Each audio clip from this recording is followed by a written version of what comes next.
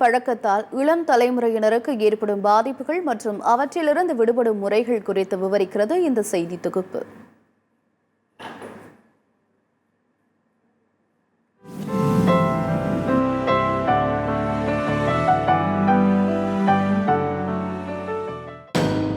பழங்காலம் முதல் இன்று வரை நடைமுறையில் இருந்து வரும் போதை பழக்கங்களில் ஒன்று புகையிலை பயன்படுத்தும் பழக்கம். தற்காலத்தில் புகையிலைகள் பல்வேறு வடிவங்களில் குழந்தைகள் முதல் பெரியவர்கள் வரை எளிதில் சென்றடைகின்றன. ஆனால் இதன் பாதிப்பு மிகப்பெரிய அளவில் இருப்பது பலருக்கும் தெரிவதில்லை. புகையிலை பழக்கமுடைய 50% அதிகமானவர்கள் பல்வேறு நோய்களால் பாதிக்கப்படுகின்றனர் என்று புகையிலை கட்டுப்பாட்டு அமைப்பு அதிர்ச்சிகர தகவல் வெளியிட்டுள்ளது. குறிப்பாக கூல்லிப் போன்று பயன்படுத்துவதற்கு எளிதான, சீக்கிரத்தில் கண்டுபிடிக்க முடியாத வடிவங்களில் குழந்தைகளுக்கு புகையிலைகள் சென்றடைகின்றன. இவற்றை பயன்படுத்துவதால் அவர்களின் எதிர்காலமே கேள்விக்குறியாகி விடுவதாகவும் 99% பேர் புகையிலை பழக்கத்தில் இருந்து விடுபடவே முடியாத நிலை ஏற்படுவதாகவும் எச்சரிக்கை விடுக்கப்பட்டுள்ளது. வெளிமாநிலங்களில் இருந்து குட்கா உள்ளிட்ட புகையிலை பொருட்கள் தமிழகத்தின் கிராமங்கள் வரை எளிதாக கொண்டு சென்று விற்பனை செய்யப்படுவது அனைவரும் அறிந்ததே. இந்த பிரச்சனையில் அரசு கவனம் செலுத்தி தீவிர நடவடிக்கை எடுக்க வேண்டும் என்று புகையிலை கட்டுப்பாட்டு அமைப்பினர் கோரிக்கை விடுத்து வருகின்றனர். இன்றைக்கி நம்ம நிறைய பார்க்குறோம். இப்போ நார்கோட்டிக் ட்ரக்ஸை இளைஞர்கள் பயன்படுத்திட்டு இருக்காங்க. ஆனால் புகையிலை தான் கேட்வே ட்ரக். புகையிலையில் இருந்து தான் எல்லா விதமான போதைகளும் அவர்களுக்கு கொண்டு போகிறாங்க, போதைப் பொருட்களை பயன்படுத்த ஆரம்பிக்கிறாங்க. அதனால தான் நாம் அந்த தடையையும் நம்ம புகையிலையிலேருந்து ஆரம்பிக்கணும் அப்படின்னு சொல்கிறோம். அதே மாதிரி ஏன் குழந்தைகள் மத்தியில் வேலை செய்ய வேண்டியிருக்கு அப்படின்னு சொல்லி பார்த்தோம்னா, குழந்தைகள் தான் அதிகமாக இன்றைக்கி புகையிலை நிறுவனங்களால் ஈர்க்கப்படக்கூடிய ஒரு சூழல் இருக்குது அப்படின்றத பார்க்குறோம். ஏன்னா புகையிலையை பயன்படுத்தக்கூடியவர்களில் 50% பேர் புகையிலை தொடர்பான நோய்கள்னாலே இறந்து போவாங்க. ஆனால் புகையிலையினுடைய வியாபாரம் குறைஞ்சிருக்கானா? இல்லை. எப்படி அது தொடர்ந்து நடந்துட்டு இருக்கு அப்படின்னு சொல்லி பார்த்தோம்னா, ஒவ்வொரு ஆண்டும் புதிதாக புகையிலையை பயன்படுத்தக்கூடிய நபர்கள் வந்துகிட்டே இருக்காங்க. யார் வர்றா? பெரியவங்க யாரும் வர்றதில்லை. குறிப்பாக குழந்தைகளும் இளைஞர்களும் தான் இந்த புகையிலையை நோக்கி வந்துட்டு இருக்கிறாங்க.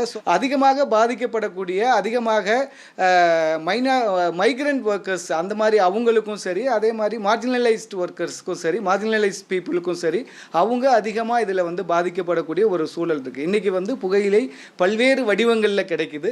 அது எந்த வடிவங்களில் கிடைத்தாலும், எந்த வடிவங்களில் அதை பயன்படுத்தினாலும் அது நமக்கு உடலுக்கு தீங்கு செய்யக்கூடிய ஒரு பொருள் அப்படிங்கிறத நம்ம உணர்ந்துக்கணும். ஏன்னா இது இன்னைக்கு எலக்ட்ரானிக் சிகரெட்டில் நம்ம பயன்படுத்தினா இது இல்லையோ, அந்த மாதிரிலாம் பொய்யான தகவல்கள் பரப்பப்படுகிறது. சில மருத்துவர்களே இந்த எலக்ட்ரானிக் சிகரெட்டை பற்றிலாம் தவறான தகவல்களை சொல்லிட்டு இருக்கிறாங்க.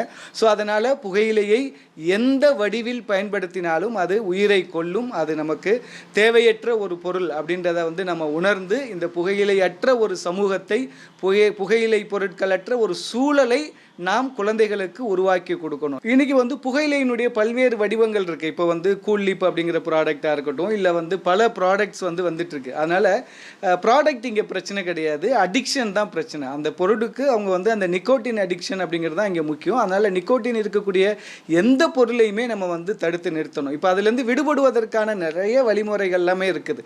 ஸோ அதனால் அந்த வகைகளில் நாம் அந்த பொருட்கள்லேருந்து நம்ம வெளிவரணும். எந்த விதமான போதைப் பொருட்களும் நமக்கு நல்ல விஷயத்தை தராது அப்படிங்கிறத பார்க்குறோம். ஆனால் இன்றைக்கி பொதுவாகவே நம்ம என்ன நினைக்கிறோம்னா, இன்றைக்கி குழந்தைகள் நிறைய அட்வான்ஸ்டாக நிறைய பொருட்களை பயன்படுத்த ஆரம்பிச்சிட்டாங்க. நம்ம ஏன் புகையிலை பற்றி பேசணும்னு நினைக்கிறோம். அதுதான் தவறான ஒரு விஷயம். புகையிலை தான் ஆரம்பம். யாருமே டைரெக்டாக போய் ஒரு நார்கோட்டிக் ட்ரக்கை எடுக்கிறது கிடையாது. ஆரம்ப புள்ளி புகையிலை. அப்போ இதுலேருந்து தான் அவங்க கொஞ்சமாக போகிறாங்க. அதே மாதிரி ஒரு முறை புகையிலை பொருட்களை அவங்க பயன்படுத்த டேஸ்ட் பண்ண ஆரம்பிச்சிட்டாங்கன்னா 98% அவங்களால அதிலிருந்து விடுபட முடியாது அப்படிங்கிறதையும் பார்க்குறோம். ஸோ அதனால் அந்த அடிக்ஷனுடைய லெவல் அப்படிங்கிறது மிக அதிகமான ஒரு லெவலில் இருக்கிறதுனால நாம் முதல்ல ட்ரை பண்ணவே அதை அலோவ் பண்ணக்கூடாது அப்படின்றது. அதனால தான் 18 வயதிற்கு குறைவான குழந்தைகளை ஏன் WHO அதை அவங்கள ப்ரொடெக்ட் பண்ணணும் அப்படின்னு சொல்கிறாங்கன்னா, 18 வயதிற்கு குறைவாக புகையிலை பொருட்களை அவங்க பயன்படுத்தின ஆரம்பிச்சிட்டாங்கன்னா அதுக்கப்புறம் அவங்கள அதிலிருந்து விடுபட வைக்கிறதுங்கிறது ரொம்ப ரொம்ப ரொம்ப ரொம்ப சிரமம். ஆனால் அதே சமயத்தில் 18 வயதிற்கு குறைவாக இருக்கக்கூடிய குழந்தைகளை நம்ம பாதுகாத்துட்டோம், 18 வயசு வரைக்கும் அந்த குழந்தைகள் வந்து புகையிலை பொருட்களை பயன்படுத்தலை அப்படின்னா அதுக்கப்புறம் வந்து அவங்க போய் ஒரு புகையிலை பொருட்களை பயன்படுத்துறதுக்கான வாய்ப்புகள் வந்து மிக மிக குறைவு. அதனால் அவங்க அதுலேருந்து தப்பிச்சுக்குவாங்க. அதனால தான் நாம் குழந்தைகள் மத்தியில் வேலை செய்யணும். குழந்தைகளை இந்த புகையிலை பொருட்கள் பயன்படுத்துவதிலிருந்து அவர்களை தற்காத்து கொள்ள வைக்கிறதுக்கு என்னென்ன நடவடிக்கைகள்லாம் எடுக்க முடியுமோ அதை எல்லாம் எடுத்து நாம் குழந்தைகளை பாதுகாக்க வேண்டும். அடிக்ஷன் வந்து அந்த புகையிலை பொருட்களில் இருக்கக்கூடிய அந்த நிக்கோட்டின் அப்படிங்கிறது தான். இன்றைக்கி அடிக்ஷன் வந்து பல விதங்களில் இருக்குது. அது வந்து இன்றைக்கி வந்து ஒரு மொபைல் ஃபோன் அடிக்ஷன், இல்லை எந்த மாதிரியான அடிக்ஷனான எல்லா விதமான போதைப் பொருட்களுக்குமான அடிக்ஷன் அப்படிங்கிறது தான் வந்து அது ஆரம்ப புள்ளி. அப்போ அந்த அடிக்ஷனை நம்ம கட்டுப்படுத்தணும்னு சொன்னால் அந்த அடிக்ஷனுக்கு தரக்கூடிய கெமிக்கல் எதுன்னா அது வந்து நிக்கோட்டின். நிக்கோட்டின் வந்து பெரிய அளவில் அடிக்ட் ஆகக்கூடியது. அந்த ஸ்மெல்லை நம்ம இன்ஹேல் பண்ணோம்னாவே திருப்பி நம்ம அதை பயன்படுத்தணும் அப்படிங்கிற ஒரு இதுக்கு கொண்டு போகக்கூடியது. அதனால தான் நம்ம அதிலிருந்து விடுபடணும், நிக்கோட்டின்லேருந்து நம்ம பாதுகாத்து கொள்ள வேண்டும் அப்படிங்கிறது தான் இதோட ஒரு முக்கியமான ஒரு விஷயமா இருக்குது. மற்ற போதை பழக்கங்களைப் போலவே புகையிலை பழக்கமும் எளிதில் நம்மை அடிமைப்படுத்தி விடுகிறது. எப்போதாவது தானே என புகையிலையை பயன்படுத்துவது புலிவாலை பிடிப்பது போன்றது என்று மருத்துவர்கள் எச்சரிக்கின்றனர். ஒவ்வொரு தனி மனிதனுக்கும் புகையிலை குறித்த தனிமனித விழிப்புணர்வு அவசியமாக தேவைப்படுகிறது. அறியாமை காரணமாகவே பலரும் புகையிலை பழக்கங்களில் இருந்து விடுபட முடியாமல் தவிக்கின்றனர். ஆரம்பத்திலேயே புகையிலை உபயோகிப்பதை தவிர்க்க வேண்டும். இல்லையென்றால் அதன் விளைவு படுமோசமாக இருக்கும். குறிப்பாக சர்க்கரை நோய் இருப்பவர்கள் புகையிலை உபயோகிப்பது பேராபத்து என்று மருத்துவர்கள் எச்சரித்து வருகின்றனர். சிகரெட் பயன்படுத்துவதால் பெரிய ஆபத்து ஏற்படாது என்று பலர் கூறி வரும் நிலையில் இது வெறும் பொய் பிரச்சாரம் என்றும் புகையிலை எந்த வடிவில் இருந்தாலும் அது ஆபத்தானதே எனவும் கூறப்படுகிறது. எல்லா ஊர்கள்லையும் டொபாக்கோ கன்சம்ஷன் குறையாமல் கூடுது. ஆரம்ப காலத்தில் என்ன பண்ணுவோம், நான் சும்மா பேத்தானே தம் அடிக்கிறேன், பரவாயில்ல தானே, கேஷுவலாக பண்ணுறோம் இல்லையாங்கிறது 2-3 விஷயம். ஒன்று, இட் இஸ் அடிக்டிவ்னு அப்படின்னு பார்த்தீங்கன்னா நம்ம ஆரம்பிக்கும் போது ஒரு தம்மு, ஒரு சிப்ஸு, இதோடலாம் நம்ம வாழ்க்கையில் இது நிறுத்துறது ரொம்ப கஷ்டமான ஒரு விஷயம் ஃபஸ்ட்டு. 2வது, கொஞ்சம் சின்ன ஒரு சிகரெட் ஸ்மோக் பண்ணால் கூட நமக்கு ஆக்சுவலாக அது நம்ம உறுப்புகளை அஃபெக்ட் பண்ணுற வாய்ப்புகள் ஆரம்பிச்சிடும். இன்ஃப்ளமேஷனை கூட்டும், சரிங்களா, பல விஷயங்கள் வரும். ஏர்லி ஸ்டேஜஸில் நமக்கு என்ன வரும்னா கொஞ்சம் காஃப் வரும். நீங்கள் வந்து ஒரு அத்லீட்டு இல்லை நீங்கள் ஃபிசிக்கல் ஃபிட்னஸ், உங்களோட பெர்ஃபார்மன்ஸ் அஃபெக்ட் ஆகும். இப்போது ஏன்னா நுரையீரல் கெப்பாசிட்டி குறையும், இதெல்லாம் ஆகும். இன்ஃப்ளமேஷன் கூடுறதுனால நிறைய ரெஸ்பிரேட்டரி இன்ஃபெக்ஷன் வர வாய்ப்புகள் ஜாஸ்தி. ஸோ ஆரம்பத்துலேருந்தே இது ஒரு மோசமான விஷயம். நான் பிகாஸ் இது அடிக்டிவாக இருக்கிறதுனால பல நேரத்தில் 1 goes to 2. நான் வந்துட்டு காஃபி குடிக்கும்போது தம் அடிப்பேன், இல்லை நான் ஸ்ட்ரெஸ் ஆகும்போது அடிப்பேன், இல்லை பிரேக்கில் தான் அடிப்பேன்னு ஆரம்பிக்கும். அப்புறம் நம்பர் கூட்டிகிட்டு போகிற வாய்ப்புகளும் ரொம்பவே ஜாஸ்தி. ரொம்ப சிம்பிள், தயவு செஞ்சு இப்போ நான் இவ்வளோ சொன்னது யாருமே தம் அடிக்காதீங்க அப்படின்னு, டொபாக்கோ யூஸ் பண்ணாதீங்கன்னு சொல்லியிருக்கேன்.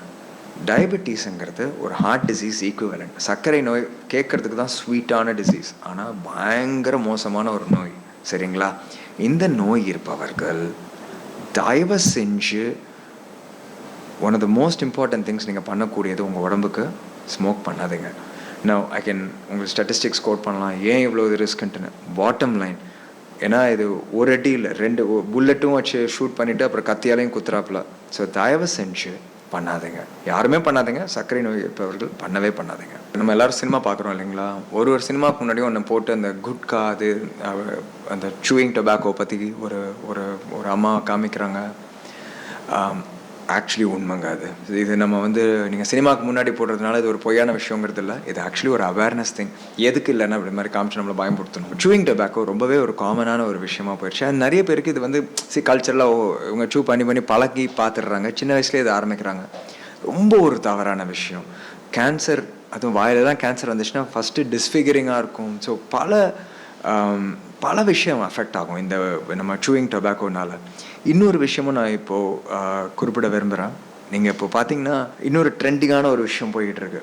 நான் தம் அடிக்க மாட்டேன், ஐ டோன்ட் ஸ்மோக்ங்க, ஒன்லி வேப் அப்படின்னு நிறைய பேர் அது ஒரு கூல் திங்காக போயிட்டுருக்கு. இதுவும் பார்த்தீங்கன்னா நம்ம இப்போது சின்ன வயசில் வேறு நிறைய பேர் இது பார்த்துட்ருக்கோம். இன்ஃபேக்ட் இந்த வருஷம் வேர்ல்ட் டொபாக்கோ டே பற்றி நம்ம கேட்டிங்க, ஒரு வருஷமும் ஒரு தீம் இருக்கும். இந்த வருஷத்தோட தீம் யங்கர் பீப்புளை தயவு செஞ்சு ப்ரொடெக்ட் தம் ஃப்ரம் டொபாக்கோ. அதுதான் இந்த வருஷத்தோட தீம், சரிங்களா. இது ஆக்சுவலாக நம்ம சூயிங் டொபாக்கோக்கும் பொருந்தும், வேப்பிங்க்கும் பொருந்தும். இது ரெண்டுமே உடம்புக்கு ரொம்பவே கெடுதலான விஷயம். வேப்பிங்லாம் கூல்லாம் இல்லைங்க, நிறைய விஷயம் இருக்குது கூலாக இருக்கிறதுக்கு. வேப்பிங் பண்ணாதீங்க. அண்ட் சூயிங் டொபாக்கோ நிறைய பேர் அது கல்ச்சுரலாக ஒரு நார்மல் திங் மாதிரி பார்த்துட்ருக்காங்க. It's not normal. Cancer is really really bad. And நம்ம சொன்ன மற்ற டிசீஸ் வர வாய்ப்புகளும் ரொம்பவே கூடுதல். முடிந்த அளவுக்கு try and avoid all this. In fact சாய்ஸாகவே இருக்கக்கூடாது. ஸோ கூல் லிப்புங்கிறது பேசிக்கலி சூயிங் டொபாக்கோங்க, சரிங்களா? அதுலேயும் டொபாக்கோ இருக்குது. அதை நம்ம வாயில் போட்டோம்னா இப்போ எவ்வளோ பேசணும் டொபாக்கோ சூ பண்ணால் என்னெல்லாம் பிரச்சனைகள் வரும்னு.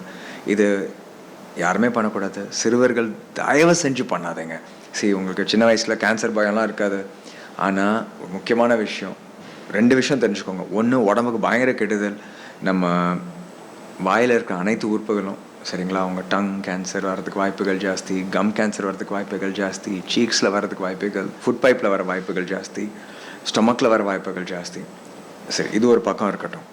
2வது விஷயம், நம்ம எப்பயாவது தானே செய்கிறோம், இதனால் என்ன பெரிய விஷயம் அப்படின்னு நீங்கள் நினைக்கலாம். மவுத் ஸ்டெய்னிங் ஆகும், சரிங்களா? அப்புறம் பல்லெல்லாம் அசிங்கமாக இருக்கும். நீங்கள் டொபாக்கோ சூ பண்ணிங்கன்னா நிறைய பேர் பார்த்தாலே தெரியும், நீங்கள் டொபாக்கோ சூ பண்ணுறீங்களா. நாங்கள் டாக்டருக்காக பார்க்குறது மாதிரி உங்கள் கூட ஒருத்தவங்க உங்கள் ஃப்ரெண்டு பார்க்கலாம், பார்த்தா நல்லா இருக்காது. ஸோ எந்த ஒரு விஷயத்துக்காகவும் இதெல்லாம் நல்லா இல்லை, சரிங்களா? ஸோ கூல் லிப்புங்கிறது சூயிங் டொபாக்கோ. இது டொபாக்கோ. இது உங்களுக்கு ஃபஸ்ட்டு பசங்களுக்கு எப்படி கிடைக்குதுங்கிறது எனக்கு தெரியல. 2வது விஷயம், கிடைச்சாலும் தயவு செஞ்சு யூஸ் பண்ணாதீங்க. இதெல்லாம் கூலே கிடையாது. அது பேர்லேருந்து ஃபஸ்ட்டு அந்த கூல் எடுக்கணும். ஃபஸ்ட்டு திங்க ஆரம்பிக்காதீங்க. ஏன்னா ஆரம்பித்ததுக்கப்புறம் அது புலிவால் பிடிச்ச கதை, விடுறது கஷ்டம். ஆனால் விட்டு தான் ஆகணும். ஸோ என்னெல்லாம் பண்ணலாம்? ஃபஸ்ட் நிறைய சப்போர்ட் ஆர்கனைசேஷன்ஸ் இருக்குது, என்ஜிஓஸ் இருக்குது. ஸோ முதல்ல தானா உள்ளேருந்து வரணுங்க. நமக்கு இது எவ்வளோ கெடுதல் அப்படிங்கிறது நமக்கு தெரியணும். நமக்கு தெரிஞ்சது இதுக்கு நிஜமான இதுக்கு என்ன வேலை நம்ம பே பண்ணுறோம், நம்ம உடம்பு ரீதியாக இது எவ்வளோ ஒரு அஃபெக்ட் பண்ணுதுங்கிறது நம்ம ஃபஸ்ட்டு அறியணும். அது முதல் விஷயம், செல்ஃப் அவேர்னஸ் அண்ட் ரியலைசேஷன். அடுத்தது, முடிவெடுத்துட்டிங்க, சரி நம்ம இதை நிறுத்துகிறோம். அப்போது சப்போர்ட்டுக்கு நிறைய there are organisations etcetera. So please seek out to them. ஏன்னா இது ஒரு போருக்கு போகிறாப்புல, இது ஒரு என்ன எப்படியாவது பண்ணிடுவேன் அப்படின்னு நினைப்போம். ஆனால் சப்போர்ட்டோட அவங்க பிளான் பண்ணிவிட்டு ஸோ யூஸ் த ரிசோர்ஸஸ். இது 2வது விஷயம். 3வது விஷயம், சில பேருக்கு இப்போ ரொம்ப ஹெவி ஸ்மோக்கர்ஸ் அந்த மாதிரிலாம் இருக்கும்பொழுது சம்டைம்ஸ் என்ன பண்ணலான்னா, நிக்கோட்டின் கம் இருக்குது, நிக்கோட்டின் ரீப்ளேஸ்மெண்ட்ஸ் இருக்குது.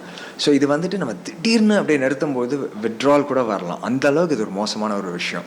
ஸோ இது கிராஜுவலாக உங்கள் டாக்டர் கூட பேசிட்டு, ஸோ கிராஜுவலாக அவங்க வந்துட்டு சம்டைம்ஸ் உங்களுக்கு ஒரு எய்தர் நிக்கோட்டின் கம் ஆர் ஒரு பேட்ச், இந்த மாதிரி சில பேருக்கு அப்ராப்ரியேட்.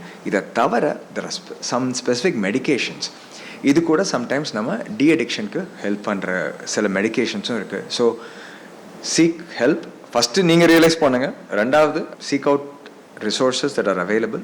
3வது விஷயம், உங்கள் மருத்துவருடன் பேசி, இது பாருங்கள் எனக்கு இந்த பழக்கம் இருக்குது, நீங்கள் நிறுத்தணும், இதுக்கு நான் இவ்வளோ ஸ்மோக் பண்ணுறேன் அப்படின்னு உண்மையாக பேசிவிட்டு என்ன ஹெல்ப், என்ன மெடிகேஷன்ஸ் இருக்கோ அது அவசியம்னா யூஸ் பண்ணுங்கள். புகையிலை பழக்கம் தனி மனிதனை மட்டுமின்றி சமுதாயத்தையே அழிவு பாதைக்கு அழைத்து செல்லும் என்பதை நாம் அனைவரும் உணர வேண்டும். தமிழக அரசும் இதனை ஆரம்பத்திலேயே தடுத்து நிறுத்த மாநில எல்லைகளில் தீவிரமாக கண்காணித்து காவல்துறை நடவடிக்கைகளை வேகப்படுத்த வேண்டும் என்று கோரிக்கை வைக்கப்படுகிறது. சத்தியம் செய்திகளுக்காக செய்தியாளர் மாயாவதியுடன் செய்திக்குழு.